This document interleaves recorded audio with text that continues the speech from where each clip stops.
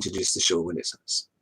Hello, we are live on Hugh Hattrick on YouTube, and this is the Car Sim and Race Driver Show with an incredible special guest who I'm incredibly excited to be interviewing here tonight. None other than James Kellet.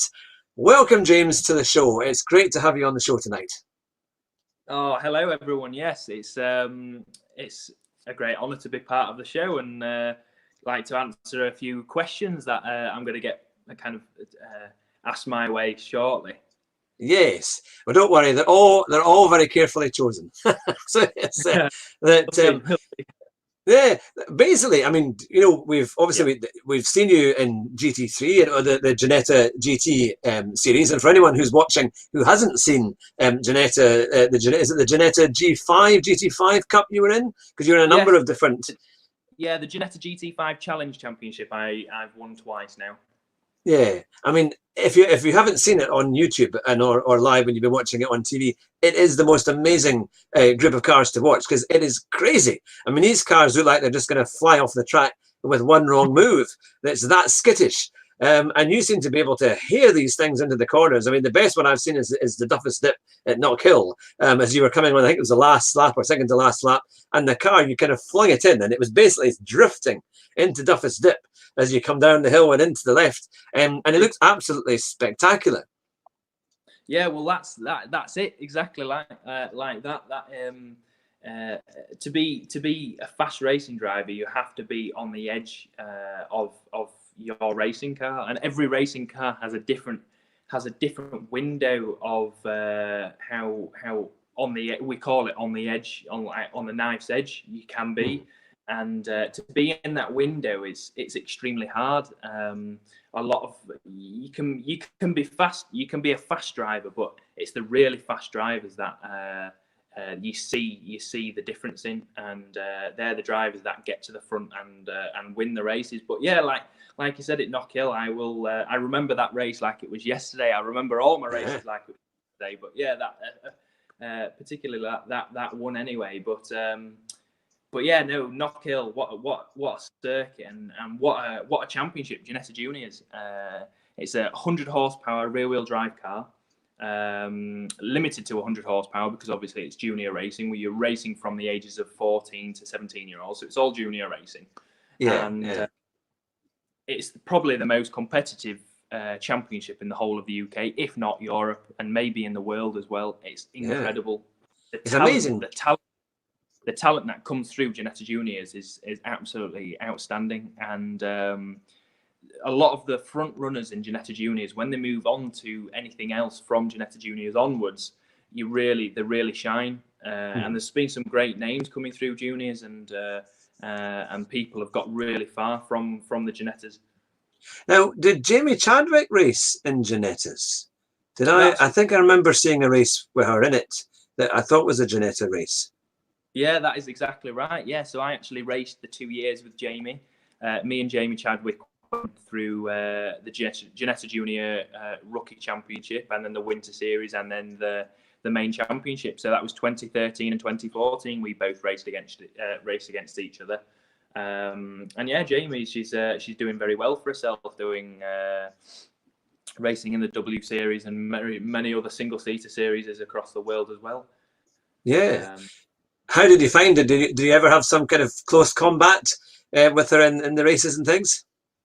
Well, from the races that I remember racing against Jamie was very much in my early stages of car racing myself. So kind of the first Winter Series I had a good few battles with Jamie at Snetterton.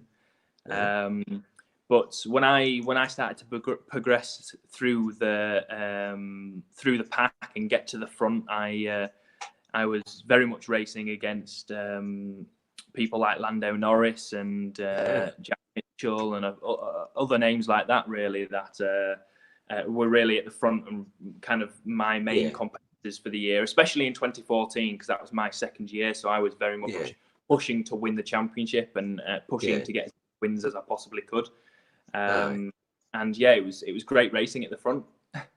I mean, that's the thing, because you won that series twice, wasn't it? Or was it the Ginnetta GT5. I'm a bit confused. Sorry.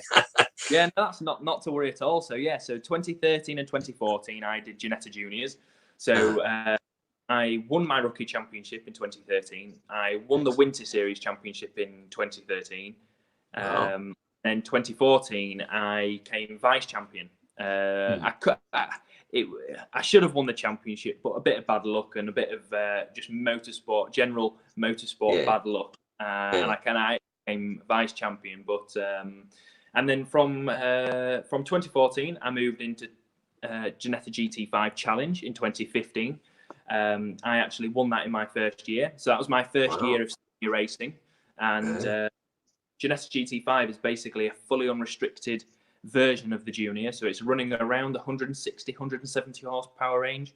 It's on some a good set of dampers. It's on a slight different style gear ratios. It's on slick tires, so it's the grip and the power is by far exceeds the Junior car. But yeah, so I won that in 2015, and I also won. So 2016 to 2017, I had 2 years out due to lack of funding because I had funding issues. Because motorsport is not many people know, but motorsport is extremely expensive. So I struggled to get the sponsorship and I struggled to get to the funding to be able to put myself in a seat for the 2016-2017 race season. And then 2018 came around, and I got a great opportunity from Century Motorsport to put me in GT5 again. So back to racing what I was racing in 2015. So we basically went to the media day. I hadn't driven a car for 2 years. Wow. Turned up at media day, and I was a second faster than everyone. Wow. Without a car for 2 years. So I was properly hungry for it. I was going to win no matter what. And won the championship by over 110 points in 2018. So I very much cleaned up, and it was a great year and a great competitive year to be racing GT5 again. Yeah, that is an amazing championship, amazing series of results. Well, congratulations on that. I mean, that's a huge thing. I mean, you must be, your trophy drawer will be, and the room will be getting bigger and bigger with that kind of success, because there's a lot of races in the year, and to win it like that is to really dominate it. That's like what Mansell did back in 1992 when he won was it 5 races on the trot, and then on to his championship by Hungary. But no, that sounds something. So, I mean, we were saying that it's very expensive to keep in motor racing, even if you're at the top of your game, which is what you are, and winning these championships. Do you have plans, or is there any kind of signs that you might be able to get back involved or go or progress into higher formula? Yeah. So last year, 2019, I didn't race again. So it's exactly the same issue with what I had in 2016 and 2017. I struggled to get the funding to be able to race, but a great opportunity has come again, and I've been working very hard behind the scenes to be able to get this opportunity to work. And it looks like, cross my fingers, I will be racing in the 2020 race season. Fantastic. So it's going to be the next class up as well from GT5. So it's looking around the GT4 style car in a proper GT series. So hopefully, fingers crossed. Nothing's 100% in motorsport until you're literally on the grid racing. So you never know. But with what's happened, with what's been happening so far, it looks like it could be a great year for my racing again. Yeah, well, we really hope, I have to say, I'm sure all of the viewers and supporters will hope that you can get back on that grid to see you racing.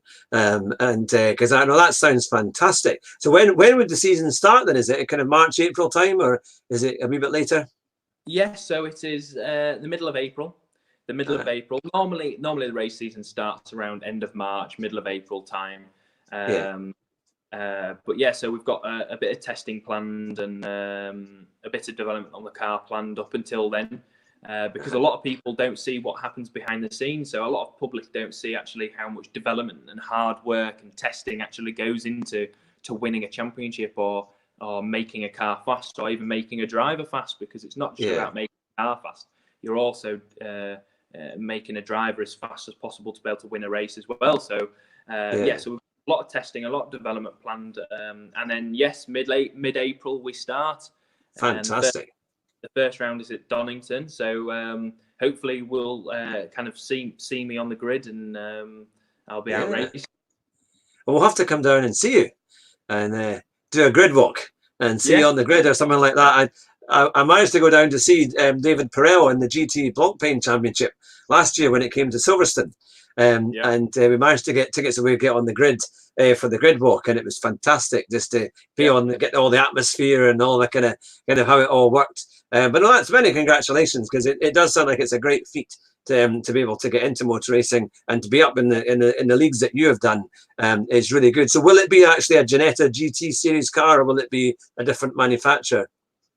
So no, it will actually be it'll be a different manufacturer.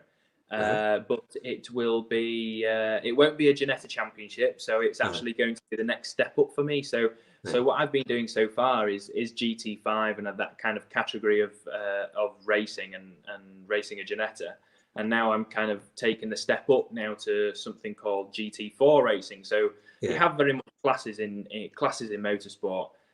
Kind of in the GT level anyway. So there's two different kind of pathways you can go. You can go single seaters, you can go GT racing. I wanted to go GT racing, so I started off in the juniors and then went to GT5. So my next step is now GT4, and the next step after that is then GT3. So but hopefully something maybe in a couple of years could hopefully plan me to go to GT3 racing, because that is my goal. That's really kind of where I want to be.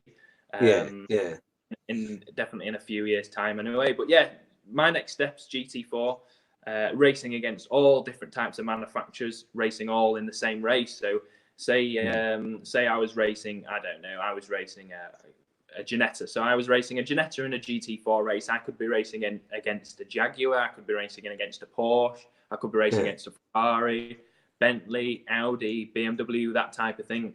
But they're all under the category of either a GT4 or a GT3, and I'm going to be racing the GT4 class. So hopefully, as long as we're competitive, we'll be looking to take the championship away in the first year. That would be fantastic. I've done like on things like Gran Turismo Sport, you know, you can get obviously GT4 and GT3 and things like that. So like things like the Renault Megane is GT4 on certainly on Gran Turismo, as you say, and then Porsche 911s and a number of and Jaguar F types as well, I think, wasn't it? And they do a whole number of different cars. So it's going to be it's competitive. But I think, are those cars quite drivable? Are they able to is it quite easy to get to the limits on them quite quickly? Yes. So normally, like I was saying before, normally when anybody that's ever come out of racing the Ginnetta G40, either the junior or the GT5, they move on to a category above like GT4, and they actually find it easier. They actually find it easier to drive, because the way a Ginnetta works and the way the Ginnetta Junior races and drives is so hard. You have to be extremely talented and very, very much on the knife's edge to be able to get the car round a circuit very quickly. And when you move up to the next levels, it actually becomes easier, because you have stuff like aerodynamics, you have bigger slicks, you have got more trick dampers, you've got more trick suspension, more electrical systems and everything like that, where a Ginnetta is very yourself and the car, that is it. There's nothing interfering you whatsoever. So I said, when moving up to this next level, GT4, the cars are, yes, you still have to be on it. There is still a window, and the window is that big, and you have to be in that window to be quick. But the window is bigger than what the Ginnetta Juniors is, and then the Ginnetta GT5. So hopefully, like I said, I've tested the car a few times, and I am fast. So hopefully, we'll be competitive. Yeah. Are you allowed to say what manufacturer it is yet, or is it behind closed doors for the moment? Oh, unfortunately, it's behind closed doors at the minute. No, that's fair enough. That's fair enough. I won't push you on that. It's just great to know that you're back in the series, and I'm sure when it comes, you'll have to let us know. Send us an email, and I'll let all my viewers know and supporters know what your news is. If you're doing a video clip or something like that to announce your news, that would be fantastic. But over the last year, of course, you've been working at a very special place, which I came down to and to visit back in November time, and that's of course Simtrack, which Yes. is this incredible simulator center, really the most amazing sim experience. Tell us a little bit about that and how you got involved with that incredible outfit. So Simtrack, wow, what a year it has been for Simtrack. Simtrack has only just had its 1 year anniversary. It was literally a couple days ago, and what a year it has been, and what an incredible opportunity it has been for me myself. So Simtrack, I am the performance director at Simtrack. So I do all the development, driving, and coaching at Simtrack. And basically, Simtrack is the North's leading premier sim centre. So we are not a gaming place. We specialise in well, myself as well in the sim. We specialise in driver development, race development, race preparation, making someone the driving talent is here, making them progress up to here, making them a better overall driver, and really improving them as a driver and making them as fast as we can possibly be. And that's basically my job in Simtrack. So we've got the sim in place, and it's an absolutely incredible sim. It's definitely one of the best in the UK, if not the best in the UK at the minute. And me, myself, and Rob Sharp, and then Adam Croft, who actually runs the business. Me and Rob do the development of the cars and the modelling of the cars. So Rob does all the coding behind it, as he's a data engineer, and I do all the testing of the cars. Then, so whenever I've been out testing a car in real life, I then come back onto the sim and feel like something needs changing. So then I tell Rob, or can I have maybe a bit more front end, or a bit more throttle sensitivity, or I need or braking torque, or something like that on a particular model of a car. And Rob will then change the model of the car to suit what I want, and that's why it's so good for developing a driver and moving a driver onwards, because we have the most up-to-date models of the cars that there is. And yeah, basically that is it. That is Simtrack, and what an opportunity and what a year it has been for Simtrack, and what a year it looks like it could be as well for Simtrack. We're getting we've got quite a few drivers on the list to be representing Simtrack, and as a sim user for the year and the race season, and hopefully we can get some podiums and some wins under the kind of the Simtrack. And also, because I'm racing myself, I will be using the sim myself, and I will be developing my other driver as well. That's going to be racing with me, and we are going to be using the sim to push ourselves to the limit and push ourselves to try and win some races and win the championship. Yeah.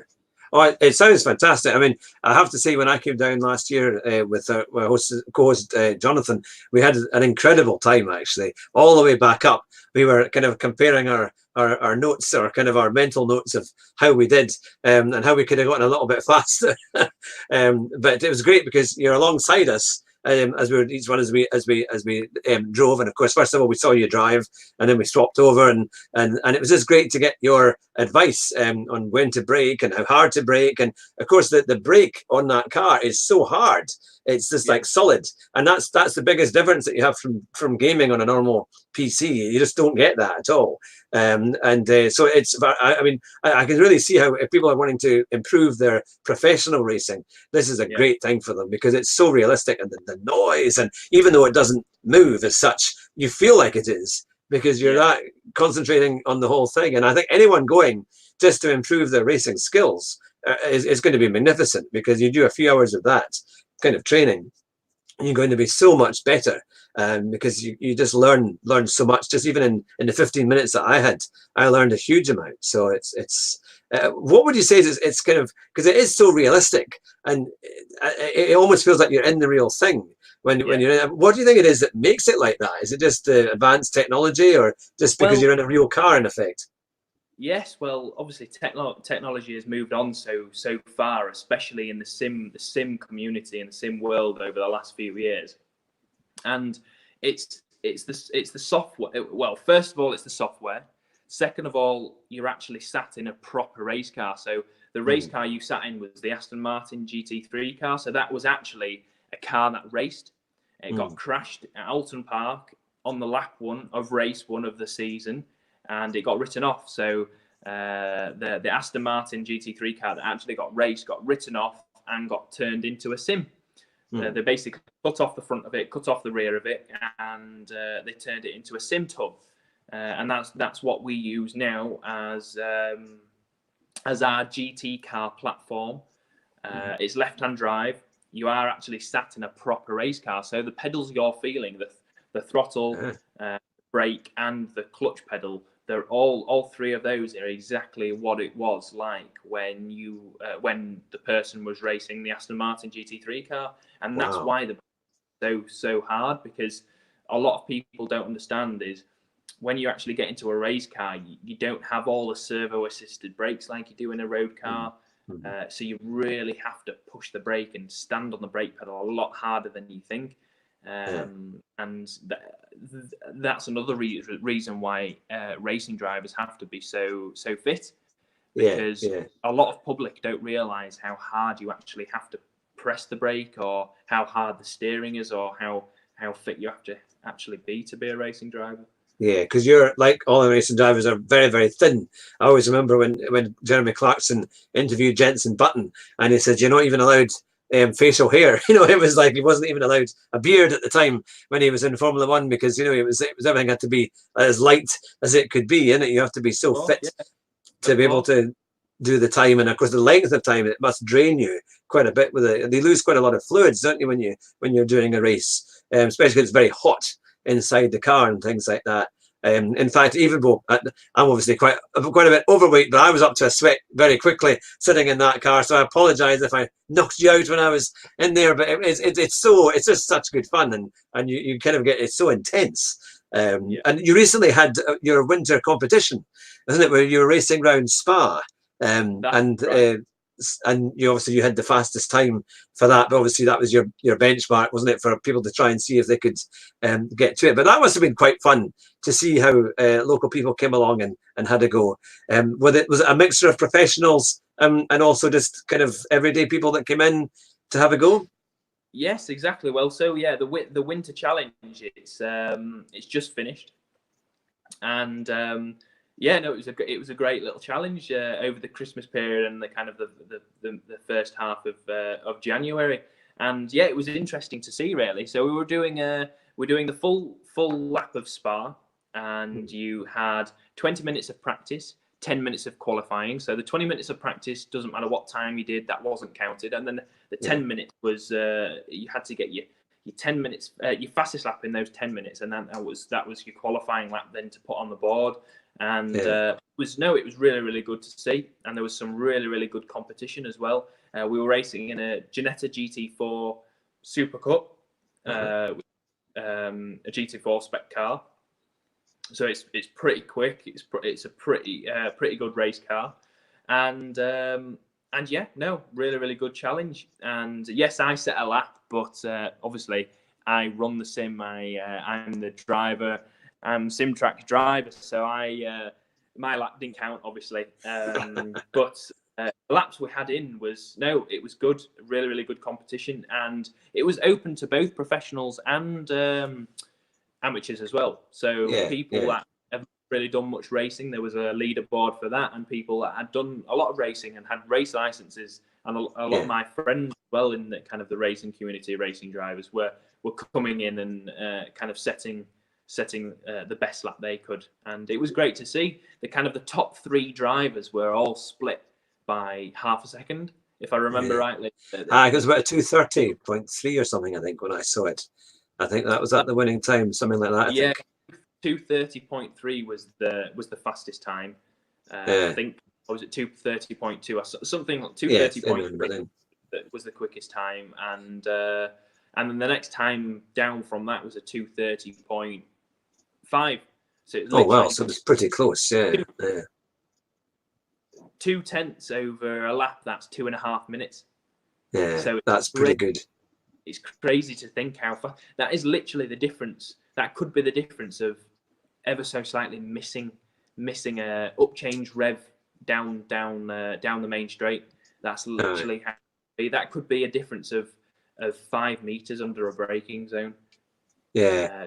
At that type of speed, so it's pretty close, and there was some great competition, and that's why it was kind of the main reason why we did the challenge was to get a good bit of competition over the winter break. Obviously, a lot of racing drivers, they go kind of they go behind closed doors, and you don't see them until then the season starts again. So that's why we started it. We did the challenge. We got some drivers out of the doors and kind of got them into the sim, and it was some good fun as well. It was some good fun to see the competition. It was really, really great, to be fair. So you're saying you had separate competitions for kind of amateurs and then racing drivers. What was the time roughly for the ones who were the amateurs? Was it not too far away, or? No, not too far away at all, to be fair. I think the fastest amateur was 2:38. 38.7, I think, if I remember rightly. So it's they weren't too far behind. If you think again, if it's over a 2.5 minute lap, so you're only 8 seconds behind. Yes, 8 seconds between a professional racing driver versus a professional racing driver is a lot of time. But between a professional racing driver and somebody that has never really done it before, it's not a lot of time at all. And that's where the 20 minutes practice comes in, and that's kind of what my job is to do. So the amateur drivers and the novice drivers that haven't really done much sim time or done much racing previous, that I came in to do the challenge, I coached them the best I could in those 20 minutes. So when they went and did the 10 minutes qualifying, they had the best chance they possibly could. Yeah. Oh, I'm kind of thinking I should have tried to get back down there and had a go, but unfortunately, I just couldn't quite manage it in January. It was every time when I saw the extension to the dates, and I was thinking, oh, I need to get back down to Leeds and have a go, but we couldn't quite manage it. But it's great fun though, because and to anyone watching, you really have to have a go, because you learn so much. And it's such an incredible experience. It's probably the nearest thing to what most people can do to actually get in a racing car and have a shot and see what it's like. And you were saying, I know that Adam said last year that he had I think a few people that came from the Ginnetta, it must have been the Junior Cup, I think. Before, was it Zandvoort, I think they were going to race in. And the people who practiced at Simtrack, they then went on and they won, or one of them won the actual race in Zandvoort.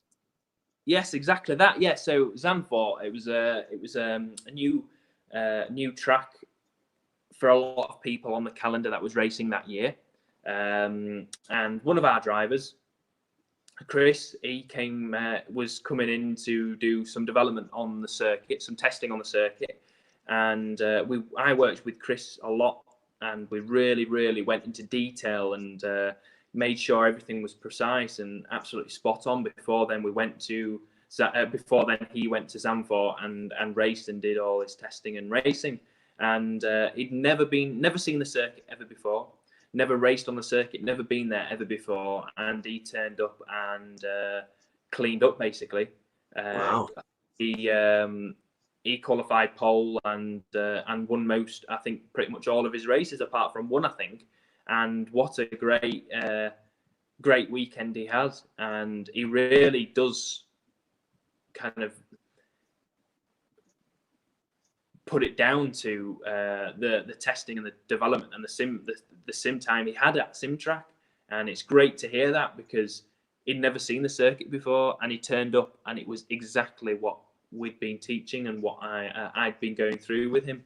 That's and brilliant. It was great to hear that, because that is exactly what I want to hear from as an instructor and as a coach. I love to hear the benefit that I give drivers to improve themselves as a driver when they actually go from the sim onto real life racing.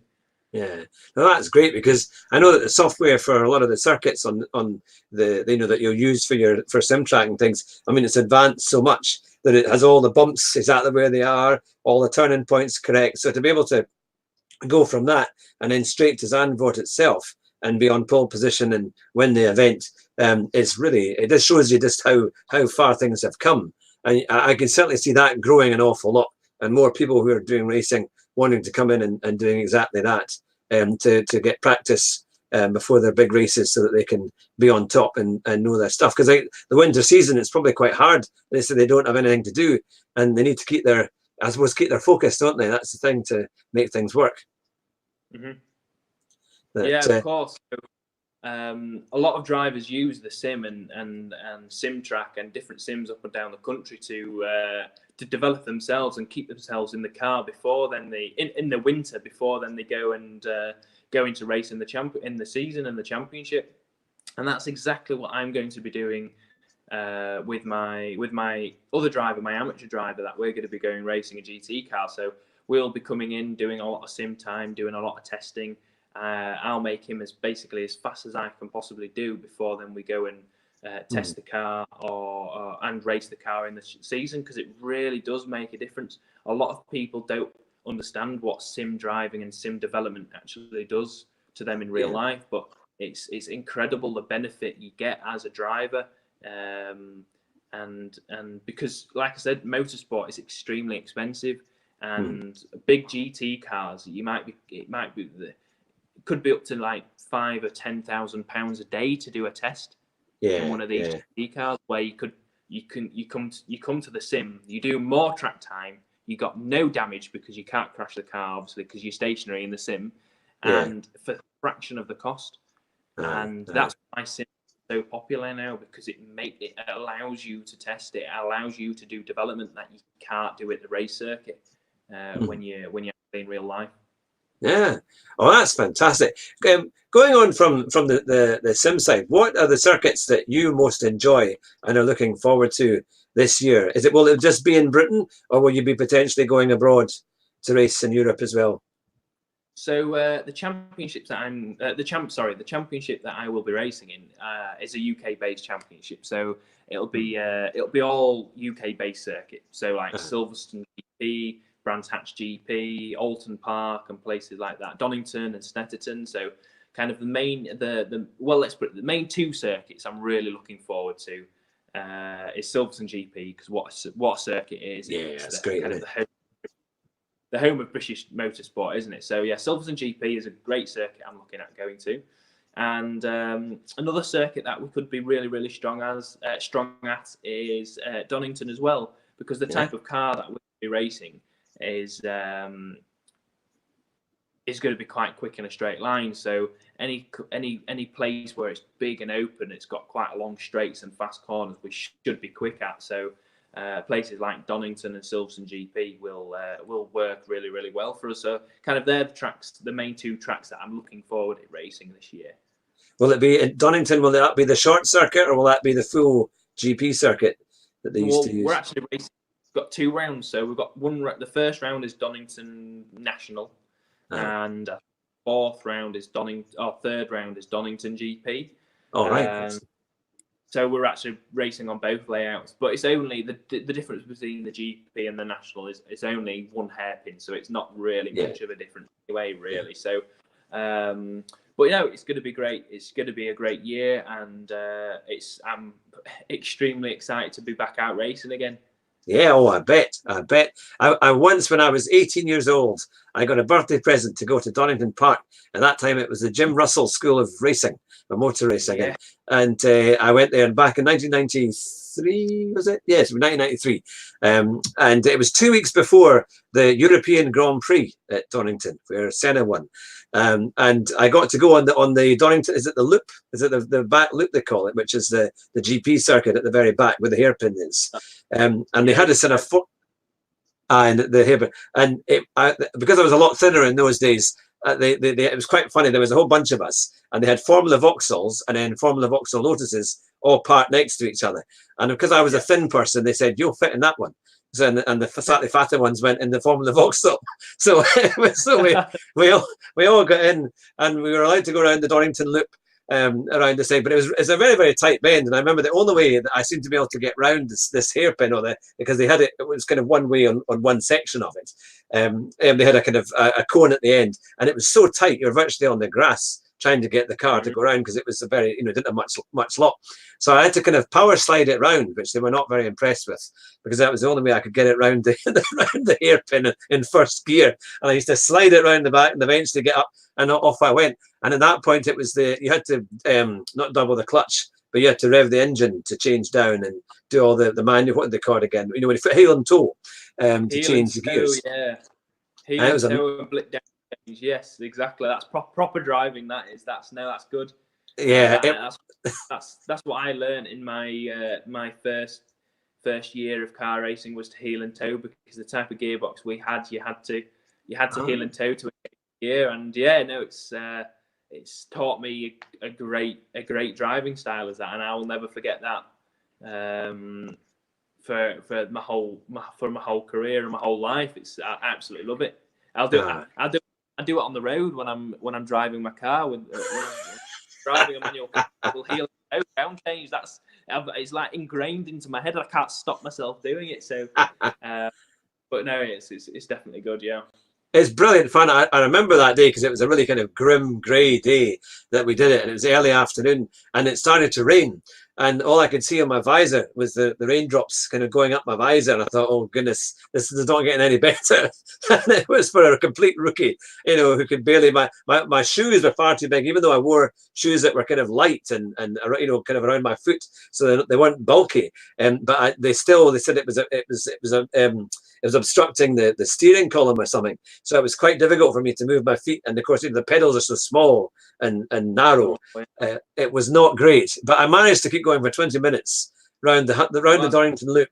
I think I only stalled it once at the very start, and I managed to keep it going. But it was great fun. I remember because Jonathan was there and he took a video, and his one bit that he managed to miss was when the marshals told me they went like this to slow down, because I was going too fast round one wee bit, because I just wanted to get the revs up, because they allowed you to go up to about 4,000 or 5,000 RPM at the time. And in a Vauxhall Lotus, it was actually quite fun. It made a good sound, and you felt like you were doing something. I just wish instead of going round a little cone, I could have turned left and joined the circuit and done a proper lap. It was that exciting. But so did you do karting before you did cars, or what was your kind of entry into racing? Yes, so I started off in car racing, drivers do. So I started off when I was young. I was 7 or 8 years old, and yeah, God, I remember it extremely well. God, I remember my first kart. My dad bought me. It was £100, £100 Honda Cadet that I raced the local circuit, and it was an absolute shed. It was terrible. But it was, you know what? I didn't know that at the time, and I thought it was absolutely outstanding. I loved every single second I drove that kart. I remember it like the back of my hand. And yeah, so I started when I was 7 years old, and I raced in multiple championships, not just in the UK, but in Europe as well, and the world. And moved to car racing then when I was 13. And started racing cars when I was 13 or 14 years old, and it's incredible how what karting's like. Like I said, a lot of people don't understand what a lot of categories in motorsport are and what they're like. Karting and the type of karting that I was doing was literally like mini Formula One. I was racing against some of the biggest names in motorsport, and it was great. It was very much the elite of karting when I was racing it, and it was really, really good, and it was great racing and great competition. And to be fair, I'd like to go back at some point and do some karting again, even though I'm a bit tall for a kart now, because the kind of optimum for a kart, you want to be quite small because of the weight distribution and where the weight is in the kart. You want to be as low as possible. Me obviously being tall, I'm going to be out the seat quite a lot. So, but yeah, no, it'll be good to go back and race karts again. It was great fun. I loved every second of it. So earlier in the program, you'd said about your kind of aim was like eventually GT3 rather than single seaters. Was there a reason that's the kind of the path that you chose, or the aim that you've kind of stated, or that you would like to do? Yes. So I can't lie. Every racing driver, no matter who they are, come into karting, if they've started in karts, go into karts wanting to be a Formula One driver. I was looking up at Formula One drivers, and my hero was Michael Schumacher. So I was looking up at Michael Schumacher racing Formula One for Ferrari, and I was like, I want to do what he's doing, and I want to be him. So I had the dream of getting Formula One, and but unfortunately, it's 1 in a million or 1 in a billion chance you are going to get to Formula One. It is extremely hard, not just from the driving talent or the driving. It is extremely hard from the funding side. You need the backing of millions to be able to get to Formula One. So when I left karts, I went straight to Ginnetta Juniors, which was a GT style race car. And from there, I found my love of GT cars. For some reason, I love the way a GT car works. I love the way it looks. Yes, I'd like to have a go in a single seater. I think the aerodynamics, how it works in a single seater, is absolutely incredible. But I truly believe that proper racing is GT cars. A proper driver is a GT car style driver, and I thought that was the best path for me to take, as well as the budget restrictions at the time as well. You think path of single seaters and the path of GT cars. GT cars is for the same that I would be racing in single seaters to what I'm racing in GTs this year. It'd be double the budget. Yes, it's double the budget. You'd be looking at getting on for £500,000 for the season. If not more than double the budget to be able to race in the same category but in single seaters. So I was very much pushed myself because of what I wanted and what I wanted to do and what my dream was, and very much pushed by the budget as well, and the budget restrictions and how much it was going to cost and how much money we had to spend over the next couple of years of racing as well. So obviously I had a budget that could have lasted me a year in single seaters or half a year in single seaters, but could have lasted me 2 or 3 years in GT cars.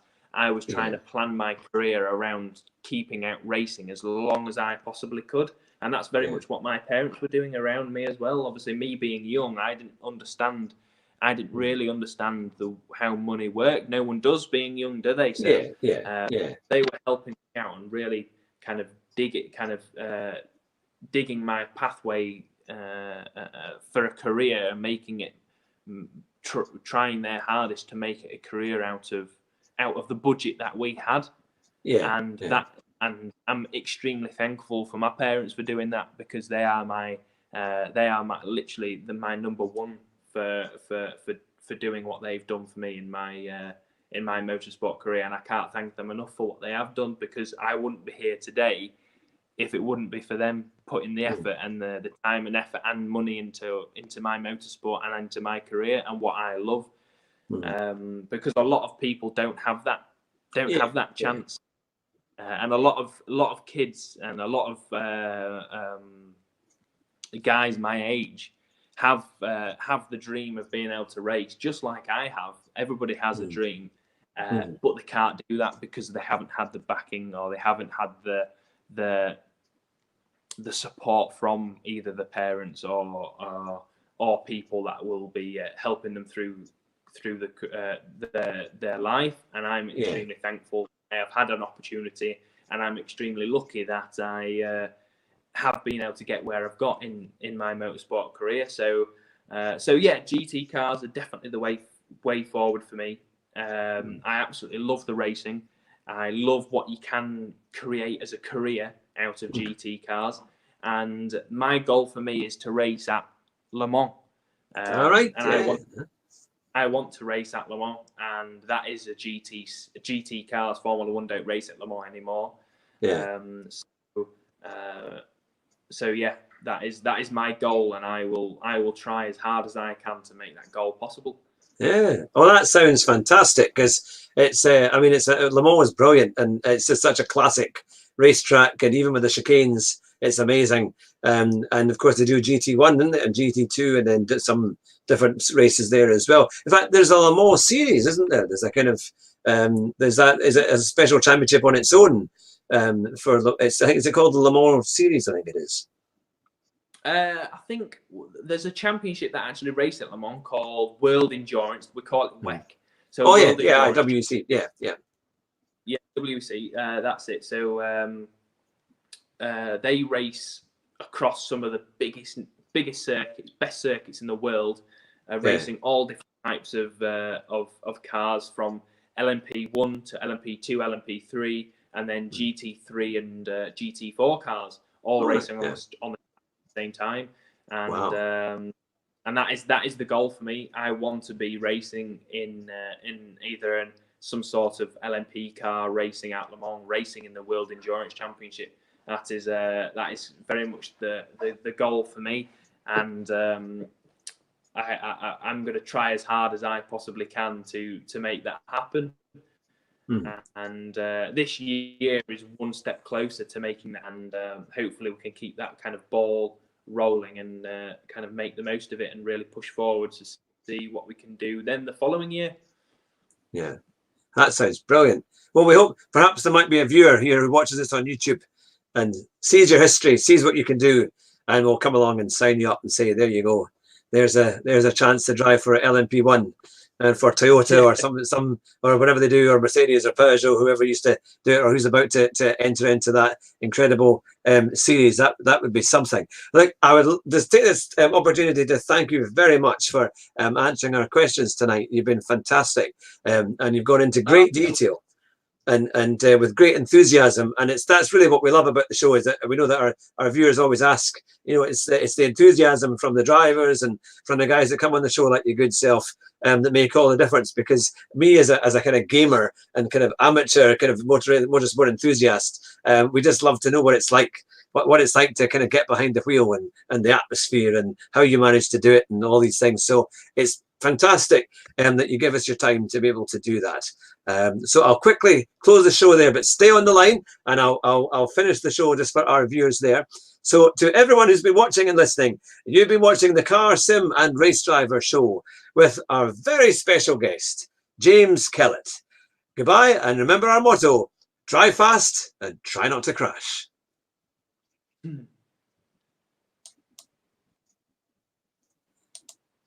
we